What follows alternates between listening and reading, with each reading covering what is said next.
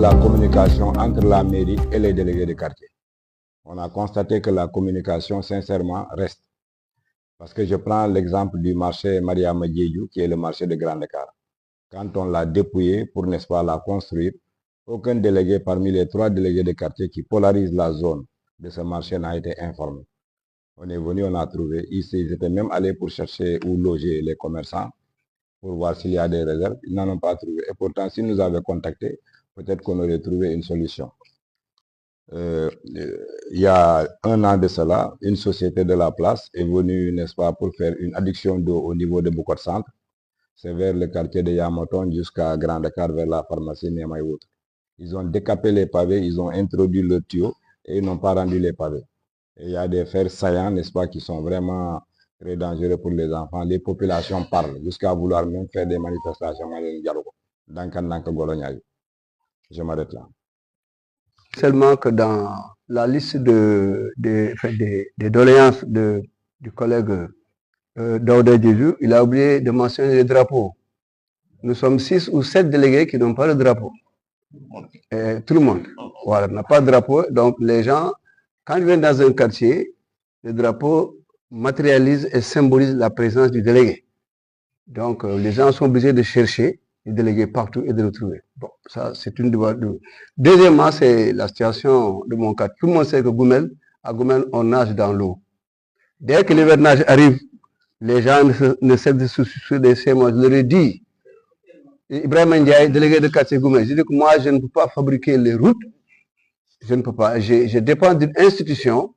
Alors, il faut s'en référer à ça. C'est parce que, vous connaissez la situation de Goumel, c'est le terrain qu'on a vendu aux gens comme ça. Ils n'ont pas fait l'assainissement. Et dans le prix du terrain, il y a l'assainissement. Donc, les gens sont pris dans ce gros désenclavement. Chaque année, c'est le même problème. Donc, problème de drapeau et problème d'eau à Goumel. Je vous remercie, monsieur. La distribution est faite. Maintenant, c'est l'ouverture des routes. Mais après, ils ont arrêté toute activité liée au lotissement de Djabir. Alors que Djabir,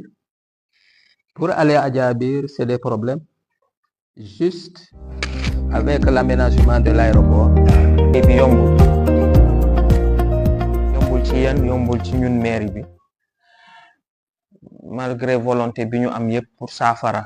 jafe-jafe yi. Donc mais yombul. Je sais pas si vous préférez je parle en français, je sais pas si tout le monde hein c'est bon voilà donc dégg naa li ngeen wax yéen ñëpp kaddu yi rafet na.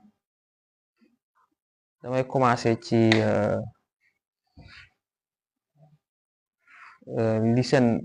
président njëkk a wax mooy les moyens pour travailler table banc yi ak chaise yi. Donc dinaa xool lu ci mairie bi man ba xam ndax lu ñuy war a mën a jox ku nekk pour nga liggéey inchallah. C'est le président toujours hein moom moo wax les difficultés d'accès ci quartier yi surtout avec la route de l'université. yoonu université xam nga yoon buñ ko goudronné rek li ci ëpp ça va dans le domaine des routes nationales bu duggee foofu rek maire yi amatul benn dogal ci yoon boobu ludul nga dem wax ak ñi gérer tali yoonu état mooy Ageroute nga wax ak ñoom ne leen yoon bi yàqu na dama bëgg ngeen defar ko. man wax naa ak seen représentant bi nekk fii wax naa ak keneen sax koo xamante ne waa Ageroute la mais ñoom ñooy defar yoonu 54 ak route nationale. li ma conseillé mooy ma bind DG Ageroute pour wax ko déjà pour ñu yaatal yoon ah ba pare ñu defar ko dinaa bind DG Ageroute pour wax ko loolu. Mais wax naa ko pour nu mu gën a gaaw ñu fàtt pax yi fa nekk au moins pour circulation bi mën a yomb en attendant en attendant lettre bi DG Ageroute gis ko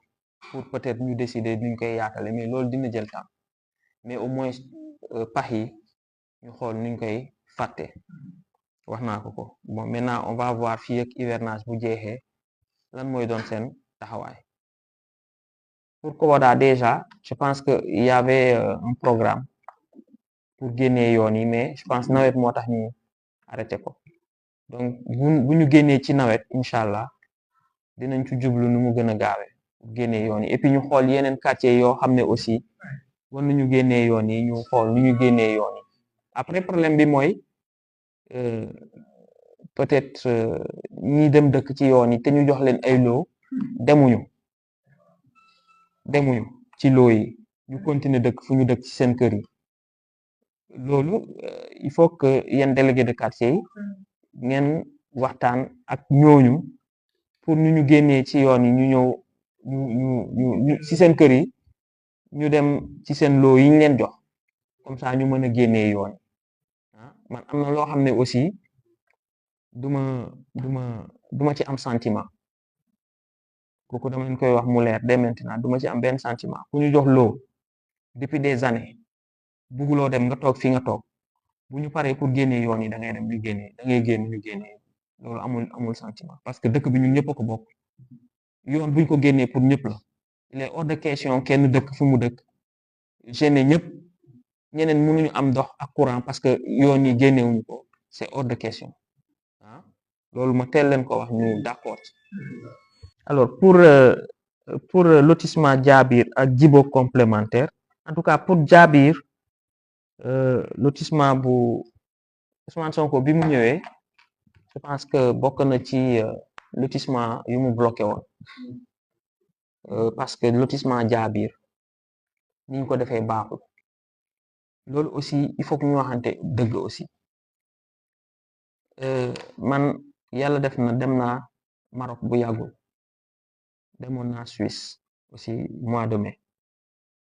mais ku yàlla may nga dem ci dëkk yooyu boo ñëwee da ngay xeeb sa bopp parce que ñun ci tappale rek la ñu dëkk ngeen baal ma moo waxee ko noonu mais ñun ci tappale rek la ñu dëkk te loolu dañ ko war a bàyyi suñu bëggee parce que li tax mënuñu dëkk ci condition yu baax parce que tappale bi moo bari tappale bi moo bari duñu def li ñu war a def lotissement dafa am yoon mais dañuy def lotissement après ci ginnaaw ñu ñëw modifier lotissement bi jaay terrain ni mu leen neexee fu yoon nekk sax nga gis ku ñëw mais nga ñëw tëj yoon yi c'est pas normal wala nga ubbi yeneen loo nga jaay ko fu ñu war a tabax jàkk nga tëj ko wala église nga tëj ko nga def ay morcellement nga jaay ko nga tëj yoon yi bu ko defee bu taw ñëwee mais ñëpp nekk ci problème loolu aussi il faut que ñu waxante dëgg ñu arrêté loolu moo nekkoon problème Diabir plan bi leen urbanisme ministère de l'urbanisme jox ci jamono yooyu dañu ñëw ba fii ñu modifier ko ñu am ay lot réservé ñu morcelé ko jaay ko kii ñu jox la terrain ñu wëlbati jaay ko keneen nga gis terrain yoo xam ne ay nit ñu bari ñoo ko nekk di réclamer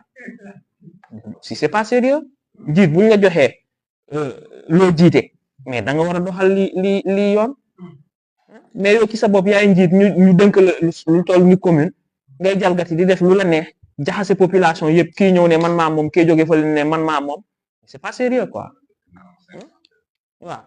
loolu aussi dañ ko war a bañ buñ ko nangul kenn loolu mooy problème Diabir loolu moo tax Ousmane bi mu ñëwee mu bloqué lotissement bi te man d'accord naa ak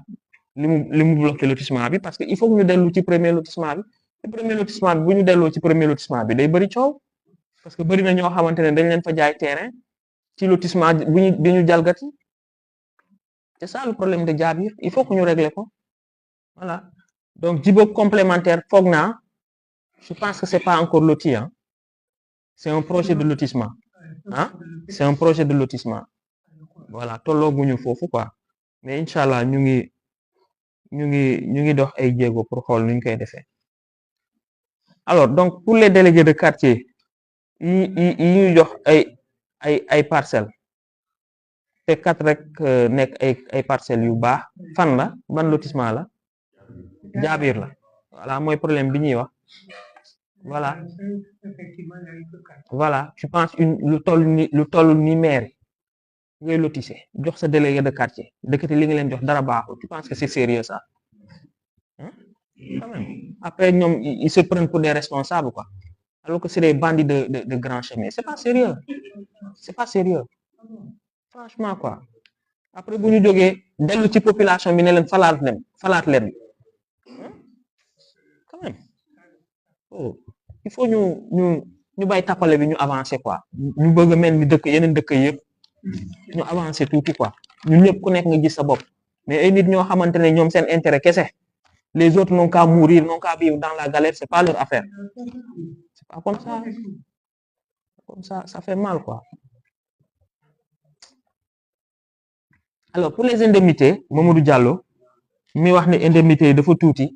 bon indemnité yi malheureusement c'est du ressort du président de la République moom mooy décider yokk wala wàññi en tout cas moom mooy fixer montant indemnité bi ñun maire yi mënuñ ci dara xëy na li ngeen man mooy yéen seen association nationale bi ngeen def plaidoyer ngeen retrouver wu ngeen waxtaan ci loolu pour ñu yokkal leen indemnité après su ngeen waxtaanee ba juboo seen biir ngeen ut audience au niveau du premier ministre